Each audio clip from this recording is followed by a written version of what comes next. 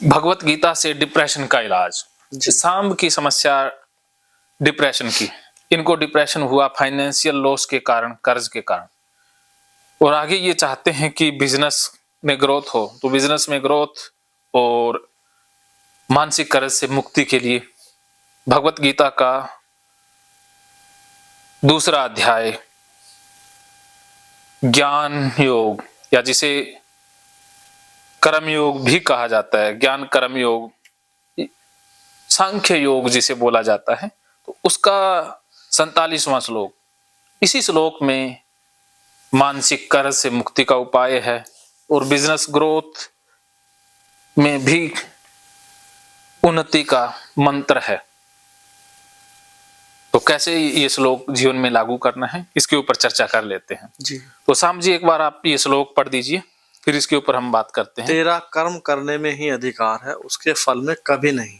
जी। इसलिए तो कर्मों के फल का हेतु मत हो, तथा तेरी कर्म न करने में आसक्ति न हो। बिल्कुल। तो कृष्ण इसमें साफ कह रहे हैं कि बंदे तेरे हाथ में सिर्फ कर्म है जी, फल तो है ही नहीं। जी, आप जो भी कर्म फल के लिए करोगे जी, वो कर्म बेकार हो गया, जी, वो कर्तापन वाला कर्म हो गया, अहंकार से युक्त कर्म हो गया, उसमें असफलता मिलनी ही मिलनी है। जी, सिर्फ कर्म में डूबना ही असली सिद्धांत है। जी। देखो, अर्जुन का अधिकार युद्ध करने पर है, उसके फल पर नहीं है। कि जीत होगी हार होगी, ये पहले क्या पता किया जा सकता है? सर, पता तो नहीं किया जा सकता, लेकिन इच्छा तो रखना। ना, ये इच्छा ही तो बीमारी है। यही तो कृष्ण कह रहे हैं कि फल की इच्छा ही समस्याओं का कारण है।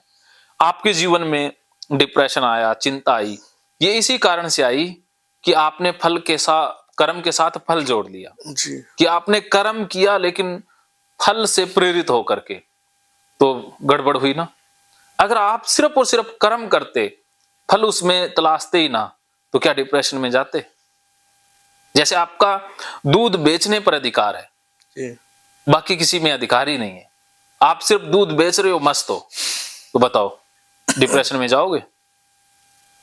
कबीर सिर्फ खेस बुनते हैं, कोई खरीदेगा नहीं खरीदेगा सोचते ही नहीं है, वो तो फ्री में भी बांट आते हैं। बताओ, उनको तो बुनने में ही आनंद है। कर्म में ही असली मजा है, उसके फल में नहीं है।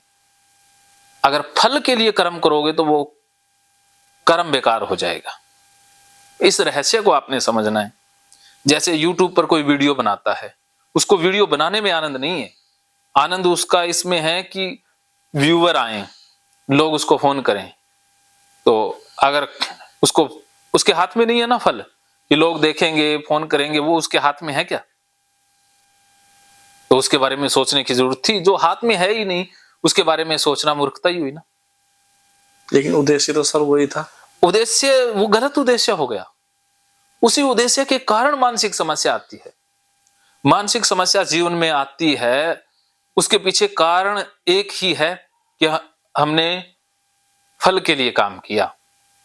इस उद्देश्य में ही बुराई है।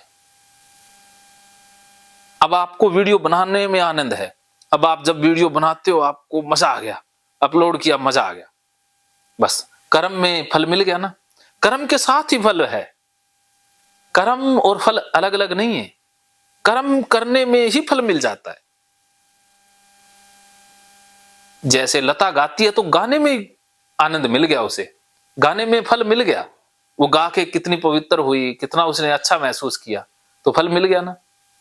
सचिन जब खेलते हैं तो खेलने में ही फल मिल गया, उसके बाद मैन ऑफ द मैच मिलेगा या series, man of the series मिलेगी नहीं मिलेगी, वो तो उनके हाथ में ही नहीं है ना।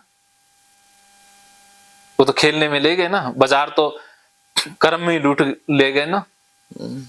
ये रहस्य समझने की जरूरत है। क्या समझे? हाँ हाँ सर, मेरी समझ में नहीं आया। हाँ, धीरे धीरे समझ में आएगा ना। मेरे को भी इसे समझने में 5 साल लग गए। जी, असल में सर, हम मान लो कोई काम करते हैं, मान लो मैं सुबह उठ कर दुकान पे जाता हूँ, हाँ, तो मेन पर्पस तो हमारा पैसा कमाना ही है। पैसा कमाना है तो वो दुख देगा, उससे हमें आज नहीं तो कल चिंता और डिप्रेशन आएगा। क्योंकि पैसा आ गया, पैसा कमा रहे हो, तब तक तो ईगो बूस्ट होगा, अहंकार आएगा कि हाँ मैं कमा रहा हूं। एक दूसरे लोगों से आप खुद को सुपीरियर मानोगे, दूसरों लोगों से आप एक ऊंचा दर्जा बना लोगे, दूसरे लोगों के साथ रिलेशन पैसे पर रखोगे, आधारित रखोगे। पैसा कमा लिया तो भी बच गए, अगर पैसा नहीं कमा पाए तो डिप्रेशन तो पक्का है ही।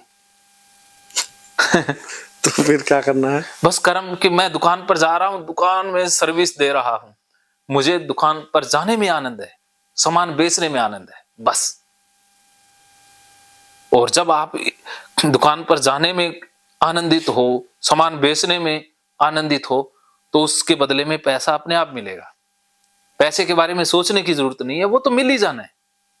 मतलब आपको पैसे के बारे में सोचने की जरूरत ही नहीं थी, वो तो आना ही था। जी, जब हमारे यहाँ काम इस तरह का होता है डेयरी प्रोडक्ट का, कि जब शादी विवाह होते हैं तो काम कई गुना बढ़ जाता है। हाँ, तो उस समय पे पैसा भी आता है सर। हाँ, आप बेस्ट कर्म कर रहे हो, मतलब आप कर्म इतना अच्छा कर रहे हो कि सारे शादी विवाह वाले कहते हैं यार आपा तो शाम से कैटरिंग करवाएंगे या दूध मंगवाएंगे सारा सामान, तो आप कहोगे मेरे इतना पैसा लूंगा, तो लोग देंगे ना। तो उस टाइम सर सुबह को 5-6 बजे आँख खुल जाए, मैंने कहा चलो यार जल्दी काम निपटाओ, ये करो वो करो। उस समय बड़ा अच्छा लगता है क्योंकि पैसा दिखाई देता है। देखो पैसा मोटिवेशन है जी, आप पैसा लो, कोई बुराई नहीं है, लेकिन कर्म प्राथमिकता पर करो, कर्म में ध्यान रखो। पैसे के लिए कर्म ना करो, कर्म कर रहे हो इसलिए पैसा मिल रहा है, इस सिद्धांत में आ जाओ। आप कर्म करोगे तो पैसा आना ही आना है, सोचने की जरूरत है। आप रसगुल्ला खाओगे तो पेट भरेगा ही भरेगा, या ये सोचोगे यार पेट भरेगा आंख नहीं भरेगा, तो फल के लिए तो रसगुल्ला नहीं खाते। जी नहीं, रसगुल्ला खाने में आनंद आया तो पेट तो अपने आप भर जाएगा ना। आप आग में हाथ डालोगे तो जलना तो है ही ना। भी आपने जब कर्म किया आग में हाथ डालने वाला, तो उसका फल तो उसके साथ जुड़ा ही हुआ है, जलना वो तो मिलेगा ही मिलेगा। तो ऐसे ही जब काम करोगे तो पैसा तो मिलना ही मिलना है, पैसे को तो कोई रोक ही नहीं सकता। लेकिन उसके बारे में सोचने की जरूरत थी, उस पर एक्स्ट्रा एनर्जी एक्स्ट्रा फोकस करने की जरूरत थी। अगर आपने एक्स्ट्रा ध्यान पैसे पर दिया तो कर्म छूट जाएगा, अर्थात कर्म क्वालिटी का नहीं होगा। फिर आपका फोकस पैसे पर है तो कर्म से ध्यान हट गया, कर्म से ध्यान हट गया तो कर्म घटिया क्वालिटी का हुआ, तो पैसा भी नहीं मिलेगा। फिर दोनों ही जाएंगे। फल पर फोकस करते ही कर्म छूट जाता है, फिर फल भी जाता है कर्म भी जाता है। क्या समझे? केवल अपनी ड्यूटी निभाओ, हाँ, सारा काम जो है ईश्वर का है। हाँ, ईश्वर का है, बस करने वाला वो, कराने वाला वो, हम तो निमित्त हैं। जी, मेरा काउंसलिंग देने पर अधिकार है, उसके फल पर नहीं है ना। जी, अगर मैंने काउंसलिंग पूरे मन से दी, डेडिकेशन से दी, समर्पण से दी, अपने तरफ से बेस्ट लगा दिया, तो अब उसका बेस्ट ही मिलेगा। जी, अगर मैं सोचता यार इससे 15,000 रुपए लेने हैं, इससे 20 लेने हैं, सारा दिन उसी में लगा रहा और काउंसलिंग हो नहीं पाएगी, तो बताओ एक बार तो 20,000 आ जाएंगे, फिर वो 20 बंदों को जाके और कहेगा, तो वो सारा ही गड़बड़ हो गया ना। आपने इतना बढ़िया काम किया शादियों में, तो वो लोग देखेंगे यार इसके काम बहुत अच्छा किया, 10-15 लोग और जुड़ जाएंगे, तो आपका काम फैल गया ना, कारोबार बढ़ गया ना। क्या समझे? बोलो। ये कर्म अच्छे से अच्छा करना है, फल मिले या ना मिले वो कर्म मिले ना मिले भी छूट जाएगा, फल मिलेगा मिलेगा, फल को रोक ही नहीं सकता ना। वो तो कर्म के साथ ही जुड़ा हुआ है। जब कर्म हो गया तो फल कैसे रुक जाएगा? परमात्मा फल को नहीं रोक सकते, परमात्मा खुद भी नहीं रोक पाएंगे, क्योंकि सिद्धांत है ना, वो नियम है, नियम बदले नहीं जा सकते ना। जी, तो कर्म और फल का नियम नहीं बदल सकता, कर्म हुआ है तो उसका फल तो आना ही आना है। हम तो सर डेली क्या रोज यही सोचते रहे कि यार पैसे ज्यादा से ज्यादा कैसे कमाएं। बस इसी में गड़बड़ी है, इसी सोचने में बुराई है। फिर कर्म नहीं हो पाते ना, और कर्म होंगे तो वो निम्न श्रेणी के होंगे, तो उससे पैसा आएगा नहीं, तो सारा ही कोलैप्स हो जाएगा। तो अब सर्विस बेस्ट, सोचना यह है कि सर्विस कैसे बेस्ट की। हाँ, सोचना इस पर है कि सर्विस बेस्ट कैसे हो। एकदम से जैसे वो कहते हैं ना, जैसे ओम प्रकाश जी कहा करते थे कि अगर आपने थोड़े समय के लिए अनाज चाहिए तो फसल बोलो, 60 दिन में तैयार हो जाएगा। अगर आपने लंबे समय तक फल चाहिए तो पेड़ बोलो, लंबे समय तक आएगा ना। आपको उम्र भर फल चाहिए या उम्र भर अनाज चाहिए तो रिश्तों में इन्वेस्ट करो, सारी उम्र तो इसी तरह से आपको अगर कम समय में पैसा चाहिए तो पैसे के लिए काम कर दो, अगर आपको लंबे समय तक पैसा चाहिए तो लोगों में इन्वेस्ट करो, रिलेशन बनाओ अच्छे अच्छे और अच्छी सर्विस दो। अच्छी सर्विस के ऊपर फोकस कर दो तो लंबे समय तक आपको आउटपुट आती रहेगी, आपका बिजनेस कभी फ्लॉप होगा ही नहीं। आप जिस भी काम में हाथ डालोगे वो काम मुनाफे का बन जाएगा। जैसे कुछ लोग होते हैं ना, जिस काम में हाथ डालते हैं वो घाटे का सौदा, और कुछ लोग ऐसे पार्स होते हैं कि जिस काम को हाथ में लेते हैं वही सोना बन जाता है। अब सर रिश्ते कैसे बनाए जाएंगे?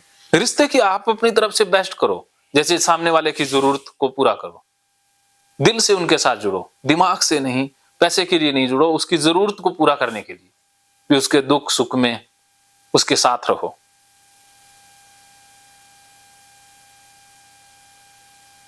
लालची लोगों से दूर रहो, लोगों को पहचानने की कला के साथ। किसी के हाथ की कठपुतली भी नहीं बननी है, ठगी भी नहीं करवानी है, सर्विस दी, पैसा लिया बस, और आगे से भी उससे मेल जोल, मिलना जुलना जारी रखो। जरूरी नहीं है कि सर्विस ले, तब भी अगर आपसे उसका रिश्ता बन गया, अच्छे रिलेशन बन गए, तो वो आपसे ही सर्विस लेगा जी। हाँ, तो ऐसे रिश्ते बनाने हैं। बहुत से लोगों के साथ आपके पारिवारिक रिलेशन भी बन जाएंगे जी।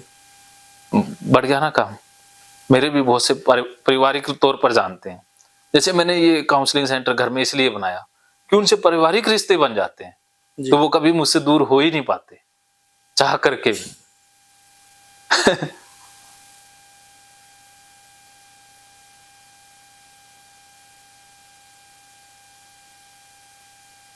महकेंगे फिर से खुशियों के रंग भगवत गीता थेरेपी कोर्स के संग। इतिहास का पहला ऐप जो गीता के माध्यम से ओसीडी डिप्रेशन का इलाज आसान बनाएगा। ओसीडी डिप्रेशन का इलाज हुआ और भी आसान, और वो भी बिना दवाई, घर बैठे। किसी को बीमारी की चिंता है तो किसी को चिंता की बीमारी है। भगवत गीता ने लाखों करोड़ों का जीवन बदला है और आपका भी बदलेगा। गीता थेरेपी कोर्स में आपको मिलेगा सभी 11 प्रकार की ओसीडी का संपूर्ण इलाज, जैसे गंदगी का वहम, बार बार हाथ धोना, बार बार सफाई करना, बार बार लॉक दरवाजा चेक करना व अन्य सामान की चेकिंग बार बार करना, एक ही विचार बार बार आना, नुकसान व मरने मारने का विचार आना, HIV, rabies, cancer, heart attack का विचार आना, IBS और नींद न आने की समस्या का हल गीता कोर्स में मिलेगा। आत्महत्या वाले विचारों से मुक्ति भी गीता थेरेपी कोर्स से मिलेगी। राजेंद्र जोधपुरिया ऐप पर आपको ओसीडी से संबंधित राजेंद्र जोधपुरिया की किताब भगवत गीता के मनोवैज्ञानिक रहस्य और अन्य टिप्स पढ़ने को भी मिलेंगे। गीता है महान थेरेपी। गीता में CBT, हिप्नोथेरेपी, माइंडफुलनेस, ERP व अन्य बहुत सी साइकोथेरेपीज का समावेश मिलेगा। राजेंद्र जोधपुरिया ऐप एक, फायदे अनेक। आज ही प्ले स्टोर से डाउनलोड करें, लिंक डिस्क्रिप्शन में है। तो देर क्यों, अभी जाइए डिस्क्रिप्शन में और लिंक पर क्लिक करके प्ले स्टोर से अभी डाउनलोड कीजिए राजेंद्र जोधपुरिया ऐप और पाइए अपनी सभी समस्याओं का हल। मानो तो मौज है, वरना समस्या तो हर रोज है।